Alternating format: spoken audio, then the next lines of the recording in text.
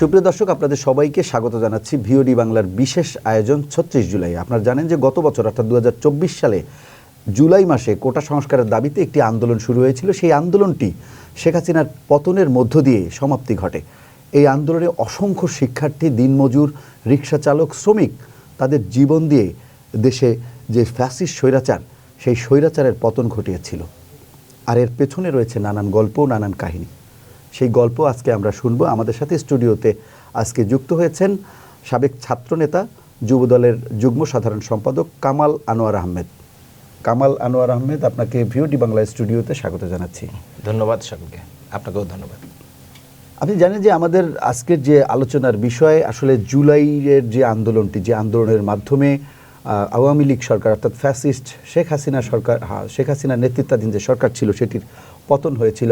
আন্দোলনটা শুরুটা হয়েছিল শিক্ষার্থীরা তাদের যে কোটা সংস্কার আন্দোলন, সেই আন্দোলনটা ১ জুলাই শুরু হয়েছিল। আপনি একজন জুলাই যোদ্ধা হিসেবে আন্দোলনের শুরু থেকেই আমরা জানি যে শুরু থেকেই আপনি অংশ নিয়েছিলেন।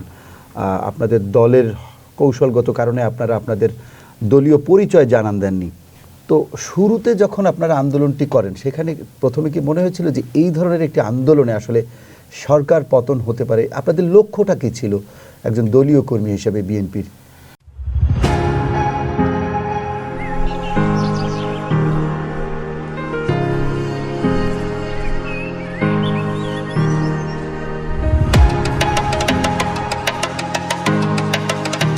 না, আমাদের যেটা হচ্ছে, আমাদের ২০০৯ সাল থেকেই যখন 111 সরকার আসলো, তখন একটা সাজানো গোছানো একটা নির্বাচন হলো। সেই নির্বাচনে আওয়ামী লীগ সরকার ক্ষমতায় এসেই আমরা তখন থেকেই আমাদের এই শেখ হাসিনার পতনের ব্যাপারটা আমরা বারবার বলছি। শেখ হাসিনা একটা ফ্যাসিস্ট ছিল। সেই আন্দোলনটা থেকে আস্তে আস্তে অনেক নানান চড়াই উত্তরাই পেরিয়ে জুলাই পর্যন্ত এসেছে।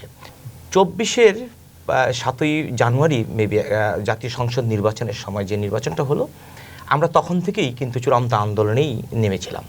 আমরা তখন এই নির্বাচনটাকে আমরা অবৈধ বলেছিলাম। ডামি আমিন যে নির্বাচনটা হলো, সেই নির্বাচন অবৈধ বলেছিলাম, সাজানো বলেছিলাম। এবং তখন থেকেই আমাদের বিএনপির আমাদের ভারপ্রাপ্ত চেয়ারম্যান জনাব তারেক রহমানের নির্দেশে আমরা তখন থেকেই আন্দোলনটা আমরা রাজপথেই ছিলাম। এবং ওই নির্বাচন যেন না হয়, নির্বাচন যেন জনগণ না যায়, আমরা কিন্তু বারবার লিফলেট দিয়েছি, জনগণকে বলেছি, আমরা আন্দোলন সংগ্রাম করেছি। কিন্তু তখন প্রশাসনের সরকারের যে পুলিশের কর্তৃক যে এই প্রতিরোধ ছিল, আমরা তখন কিন্তু খুব বেশি সাকসেস হয়ে উঠতে পারিনি। সেই আন্দোলনটাকে জুলাই পর্যন্ত এসে, জুলাইয়ে যখন কোটা বিরোধী আন্দোলনটা শুরু হলো, তখন থেকেই কিন্তু আমাদের ভারপ্রাপ্ত চেয়ারম্যান জনাব তারেক রহমানের নির্দেশেই আমরা রাজপথেই থেকে সেটাকে আমরা চূড়ান্ত পর্যায়ে রূপ লাভ করেছি। এবং আমাদের যেটা ছিল কোটা বিরোধী আন্দোলনটা তো ছিলই, বাট আমাদের যেটা এই ছিল যে আমাদের একটা বারবার বলছিলাম যে শেখ হাসিনা ফ্যাসিস্ট, সেই ফ্যাসিস্টের পতনের দরকার আছে এবং পতন আমরা চাই। সেই কোটা বিরোধী আন্দোলনের সঙ্গে আমরা যুক্ত হয়ে আমরা চূড়ান্ত পর্যায়ে লাভ করেছি। না, এটা ঠিক যে আপনারা বিগত 15.5 বছর বা 16 বছর, আমরা যাই বলি না কেন, বা 16.5 বছর আন্দোলন করছেন, সরকারের বিরুদ্ধে আন্দোলন করছেন, নানা ইস্যুতে, নানান দাবিতে, নির্বাচনের জন্য, ভোটের জন্য লড়াই করছেন। আপনাদের নেত্রী কারাবরণ করেছেন, তার কারামুক্তির জন্য আন্দোলন করেছেন। আপনাদের আন্দোলনের দীর্ঘ পথ। কিন্তু কথা হলো যে এর আগেও কোটা সংস্কার আন্দোলন হয়েছে 2018 সালে। এছাড়া আমরা দেখেছি যে নিরাপদ সড়ক চাই আন্দোলন, এবং বিভিন্ন সময় সরকার বলবার চেষ্টা করেছে যে এইসব আন্দোলনে বিএনপির ইন্ধন রয়েছে এবং বিএনপির নেতাকর্মীদের অংশগ্রহণ রয়েছে, সেটিও আমরা জানি। অর্থাৎ আমরা যদি ধরে নেই প্রত্যেকটি আন্দোলনে, রাজনৈতিক এবং অরাজনৈতিক সব আন্দোলনেই বিএনপির ইন্ধন, এবং বিএনপি ইন্ধন বলবো না আমি, বিএনপির অংশগ্রহণ ছিল বা বিএনপির একাত্মতা ছিল, যদি এভাবে আমরা বলি। আপনারা কোনো আন্দোলনেই এর আগে সফল হতে পারেননি ওইভাবে। তাহলে এই আন্দোলনটি যখন শুরু হয়, তখন কি আসলে আপনারা তো এটা ভাবেননি যে এই আন্দোলন সরকার পতনের একটা চূড়ান্ত আন্দোলনের রূপ নেবে? এটা তো আপনারা ভাবেননি। আপনারা বরাবরের মতো গতানুগতিক একটি, যে সবার এই সরকারের বিরুদ্ধে যারাই আন্দোলন করবে আমরা তাদের সাথে আছি, তাদের পাশে আছি, নাকি সেই গতানুগতিক আন্দোলন করেছেন? আপনারা তো বুঝতে পারেননি যে এই আন্দোলনে সরকারের পতন হবে। আন্দোলন সংগ্রাম কিংবা গণ অভ্যুত্থানে সুনির্দিষ্ট কোনো সময়ক্ষণ থাকে না যে এই তারিখেই যে গভর্নমেন্ট পতন হবে বা আমরা সাকসেস হব, সাফল্য অর্জন করবে, এটা সময় থাকে না। এটা একটা ধারাবাহিক প্রক্রিয়া।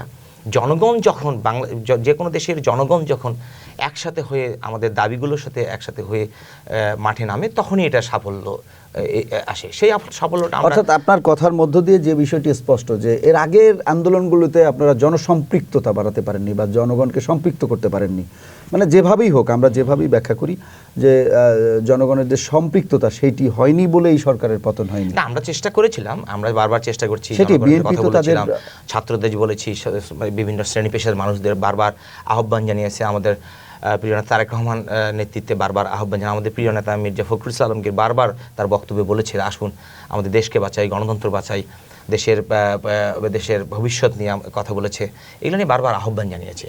কিন্তু আমাদের শেষ পরিণতি হয়েছে জুলাইয়ে।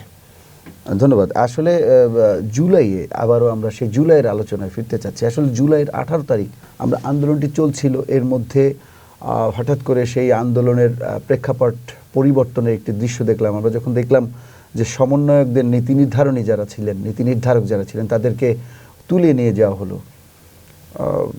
এটা সম্ভবত 18 তারিখ। 19 তারিখে আমরা দেখলাম যে 144 ধারা জারি করলো। তো সবকিছু মিলিয়ে তখন তো মনে হচ্ছিল যে আন্দোলন স্তীমিত হয়ে যাবে। তখন আপনাদের ভূমিকাটি কি ছিল? না, আমাদের জুলাইয়ের 1 তারিখ থেকেই শুরু হয়েছিল এই আন্দোলনগুলো।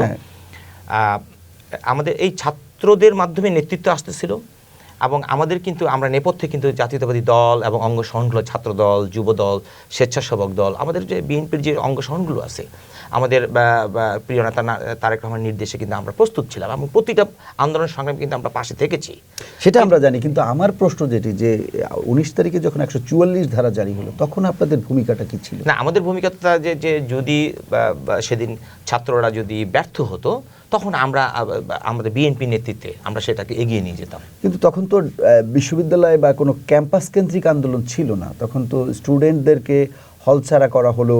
ঢাকা শহরের যত হল আছে, ঢাকা বিশ্ববিদ্যালয় থেকে শুরু করে পাবলিক হল আছে, যেসব পাবলিক বিশ্ববিদ্যালয়ের হলগুলো, সেখান থেকে শিক্ষার্থীদের হল ছাড়া করা হলো। তখন তো তাৎক্ষণিকভাবে বোঝা যায় যে আসলে শিক্ষার্থীরা যাতে করে এই আন্দোলনে অংশগ্রহণ করতে না পারে, এই জন্য সরকারের কৌশলগত অবস্থান ছিল।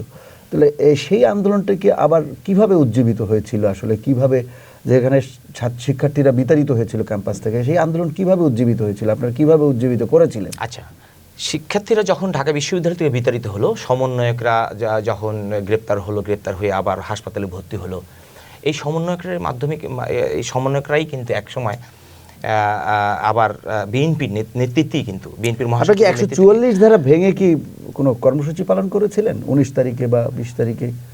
অবশ্যই সেটা তো অবশ্যই আমাদের প্রতিনিয়তই আমাদের বিএনপির নেতৃত্বে কিন্তু আন্দোলন চলছে, শুধু ঢাকা বিশ্ববিদ্যালয় কেন্দ্রিক ছিল না। 19 তারিখে আপনি কোথায় ছিলেন? আমি কোন স্পটে ছিলেন? আমি 19 তারিখে সায়েন্স ল্যাবরেটরি ছিলাম। আচ্ছা, সেখানকার ঘটনাটা একটু বলুন। সায়েন্স ল্যাবরেটরিতে যখন মিছিল আসলো, আমরা সায়েন্স ল্যাবরেটরি মিছিল করছি। সায়েন্স ল্যাবরেটরিতে গভর্নমেন্টের পতনের জন্য বারবার ছাত্রদের নেতৃত্বে আমরা মিছিল করছি। সায়েন্স ল্যাবরেটরিতে ছিলাম, সেখান থেকে সায়েন্স ল্যাবরেটরিতে আমি বিকাল 3টা পর্যন্ত থাকলাম। সেখান থেকে আবার চলে গেলাম শান্তিনগরে আমাদের প্রিয় নেতা মির্জা আব্বাসের নেতৃত্বে একটা বড় মিছিল, সেখানে মিছিল হচ্ছে, এবং আমরা সেই মিছিলে বারবার স্লোগান দিয়েছি, সরকারের পতনের স্লোগান দিয়েছি, ফ্যাসিস্টের বিরুদ্ধে স্লোগান দিয়েছি। আমরা অনেকক্ষণ ছিলাম, আমরা প্রায় সন্ধ্যা পর্যন্ত আমাদের এখানে প্রিয় অনেক যে যুবদলের 19 তারিখ 20 তারিখে 19 তারিখে 20 তারিখে উনিকে, এবং সেদিন আমাদের যুবদলের সভাপতি মোনায়েম মুন্না, তারপর নুরুল ইসলাম নয়ন, তাদের নেতৃত্বে আমরা যুবদল, আমি যেহেতু যুবদল করি, যুবদলের নেতৃত্বে আমরা সেখানে প্রায় বিকাল 6টা পর্যন্ত সেখানে ছিলাম। থেকে তারপরে পেটোয়া বাহিনীদের সাথে আমাদের ধাওয়া পাল্টা ধাওয়া, এগুলো তো শামীমুর রহমান শামীম ভাইও ছিলেন। শামীমুর রহমান শামীম ভাই হিসেবে ছিলেন। তো এখন আমাদের বিষয়টা হলো যে একদিকে আপনাদের রাজপথে আন্দোলন করতে হচ্ছে সরকারের বিরুদ্ধে, শিক্ষার্থীদেরকে আপনাদেরকে সহায়তা দিতে হচ্ছে, পাশাপাশি আপনাদেরকে নিজেকে নিরাপদ রাখতে হচ্ছে। অর্থাৎ আপনি তো নিজের ঘরে থাকতে পারছিলেন না ওই সময় নিশ্চয়ই? না, আমরা তো ঘর ছেড়েছি অনেক আগেই। আমাদের এই যে দীর্ঘদিন ধরে আন্দোলন সংগ্রাম করছি, আমাদের আসলে ঘরে ঘুমানোর সুযোগ তো তেমন একটা ছিল না। আমরা শুধু সেই জুলাইয়ের সময়ে আমরা ঘরে থাকবো এমন তা না, আমরা ঘর ছেড়েছি অনেক আগে। আমরা এই ঢাকা শহরে কোথায় ঘুমাই, আজকে এখানে ঘুমাইলে কালকে ওখানে ঘুমাই, কালকে এখানে ঘুমাইলে এখানে ঘুমাই।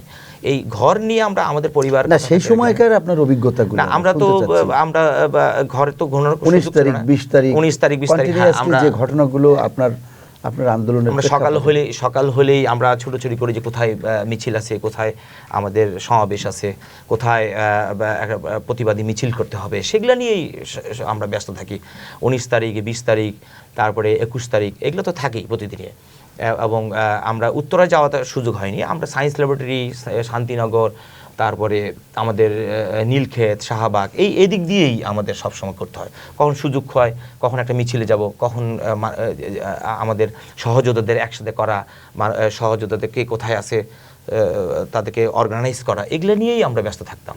এবং দেখা গেল যে আমি 23 তারিখ পর্যন্ত 23 তারিখে রাত্রে আমি গ্রেপ্তার হয়ে যাই ধানমন্ডি থেকে। আমি 23 তারিখ রাত্রে, জুলাইয়ের 23 তারিখ রাত্রে আমি গ্রেপ্তার হয়ে যাই। গ্রেপ্তার হয়ে তখন আমি কেরানীগঞ্জ কারাগারে অবস্থান করি। কারাগারে আপনি খবর পেতেন?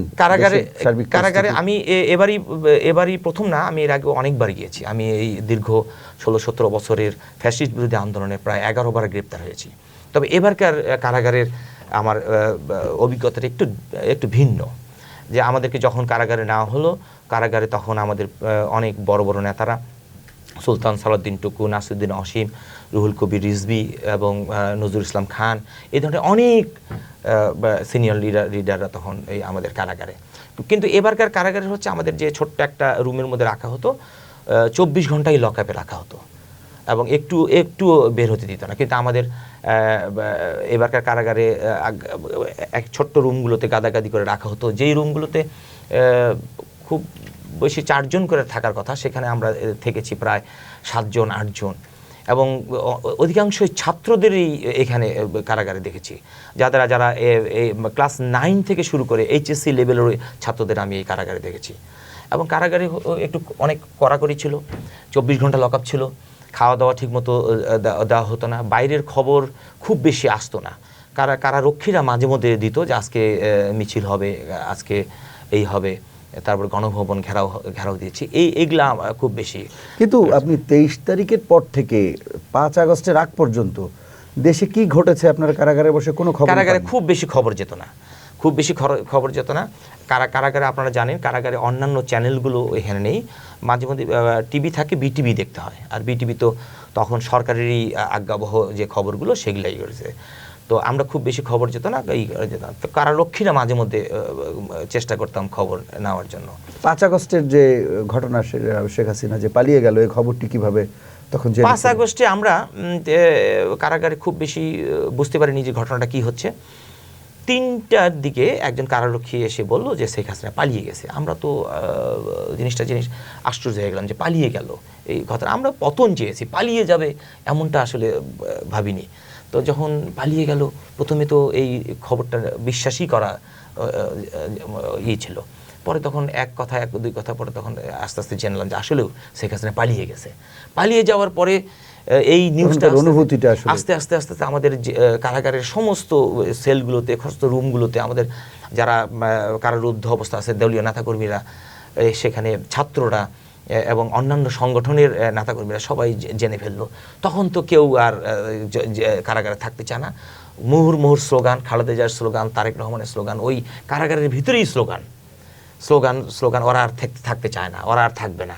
কিন্তু তখন আমাদের সিনিয়র লিডাররা প্রতিটা রুমে গিয়ে বলছে যে ঠিক আছে, আজকে পতন হয়েছে, ইনশাল্লাহ কালকের মধ্যে আমরা বের হয়ে যাব, 6 তারিখের বের হয়ে যাব। তো রাতের আর কেউ ঘুমায় না, রাতে সেই মুহুর্মুহুর স্লোগান, খালেদা জিয়ার স্লোগান, তারেক রহমানের স্লোগান। তো এই সারা রাত কেউ, ওই অনুভূতি আসলে একটা অন্যরকম একটা অনুভূতি আসলে। নিজেরাও অনেকে নিজেদের চোখে কান্না চলে এসে যেই ফ্যাসিস্ট সরকারের বিরুদ্ধে আমরা প্রায় 17 বছর আন্দোলন সংগ্রাম করছি, কখনো গ্রেপ্তার হয়েছি, কখনো পরিবার ছাড়া আজকে কতদিন বাসায় ঘুমাই না, পরিবার দেখতে পাই না, অথচ সেই ফ্যাসিস্ট সরকার পতন হয়ে গেল। আমরা এটা আসলে আনন্দেই অনেকে কেঁদে ফেলছে। যাই হোক, এই একটি আন্দোলনের, শিক্ষার্থীদের বড় একটি আন্দোলনের মধ্য দিয়ে শেখ হাসিনার পতন হয়েছে। আমরা প্রত্যাশা করি না যে জুলাইয়ের মতো আবারও আমাদের জীবন দিতে হোক, কিন্তু তারপরেও এই যারা জীবন দিল তাদেরকে যদি আসলে মূল্যায়ন করা না যায়, তাহলে এই ধরনের পরিস্থিতি যদি আসে আমাদের জীবনে, তাহলে তো আর কেউ এগোবে না, অর্থাৎ এই ধরনের ফ্যাসিস্টকে কেউ ফেস করতে চাইবে না। আপনি কি বলেন? আপনার অবশ্যই শহীদদের মূল্যায়ন তো অবশ্যই করা উচিত। তবে এখানে একটা জিনিস হচ্ছে, বারবার আমাদের দলের পক্ষ থেকে এবং আমি ব্যক্তিগতভাবে মনে করি, শহীদদের যে তালিকাটা, সেই তালিকাটাই কিন্তু এখন পর্যন্ত অপূর্ণ রয়ে গেছে। এখানে বৈষম্য করা হচ্ছে। এখানে আসলে দেখা যাচ্ছে আমাদের বিএনপি থেকে যারা শহীদ হয়েছে তাদের অনেকেরই তালিকায় এই তালিকার মধ্যে নেই। আমি ব্যক্তিগতভাবে বলি, জাতীয়তাবাদী ছাত্র দলে 134 জন শহীদ হয়েছে শুধু এই জুলাই আগস্টে, 134 জন। আমাদের জাতীয়তাবাদী যুব দলের 79 জন শহীদ হয়েছে এই জুলাই আগস্টে। এটা সরকার খুব বেশি করে। যেমন আমাদের চিটাঙ্গের ওয়াসিম নিয়ে খুব বেশি তারা করে না।